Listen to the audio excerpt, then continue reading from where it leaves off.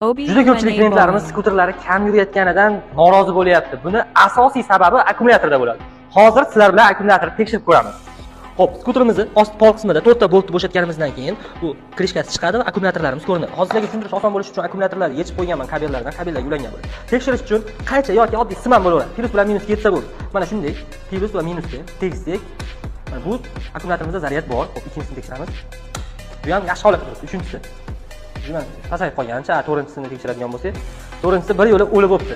Xo'p, endi biz sizlar bilan buni to'g'ri chiroyli qilib akkuratni ochamiz. Mana bu yerdan, qirog'idan chiqib ochamiz. Va ochganimizda shu yerda 6 ta klapinchalar turadi. Bu klapinchalarning har bittasini olamiz va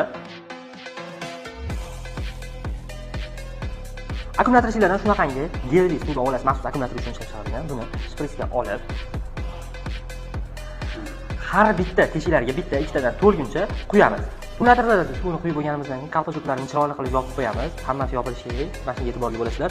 Xo'p, qo'yganingizdan keyin skuteringiz zaryadga qo'yganingizda, skuteringiz buni ham endi 100% qilib zaryadga qo'yib oladi. Skuterning yurish kilometri, xudo xolasa, oldingi holatiga qaytib beradi. Bu usul faqat gelli akkumulyatorlarga amal qilmaydi. Akkumulyatorning turini gaplashib, maslahatlashib, keyin usuldan quyishni maslahat beramiz.